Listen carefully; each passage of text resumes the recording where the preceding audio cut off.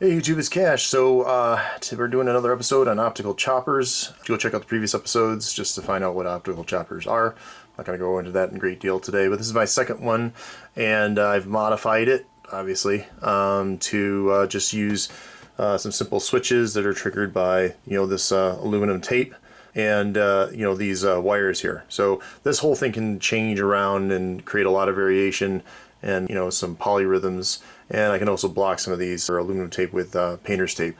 This one here is like a main like clock, I guess you want to call it, because I've kind of lined it up with the lasers that are under here. There's two, and these ones are more like to kind of play against that. That's why this one's like kind of stationary, obviously, and these ones, this whole thing can move around. This arm, and this whole piece here, and even these can move, too. These kind of break out into these banana clip type plugs here, so and then they can go into my test equipment wall. This particular blade is already came coated with a non-conductive material or paint. The thing that's different about this chopper versus the other one is mainly the blade.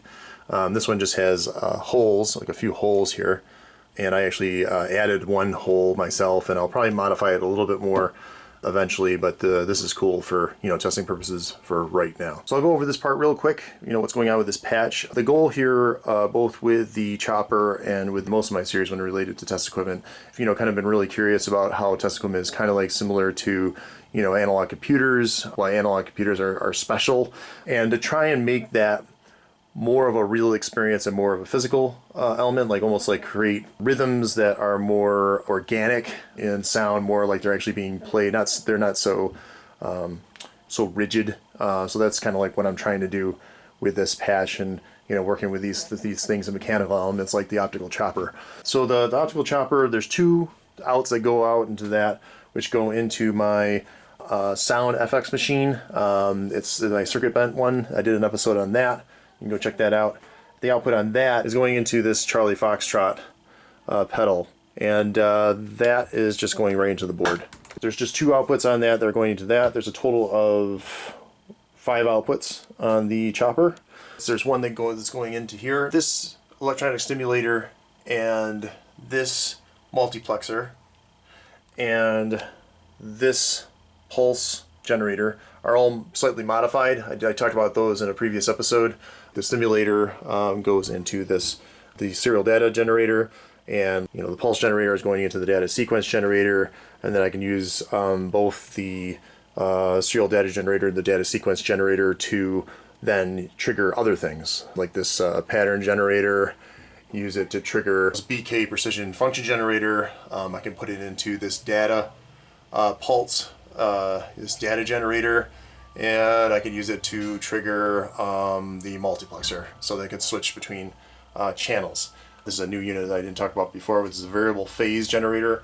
Long story short, it's of like an over-engineered like phaser. There's different types of waveforms you can use.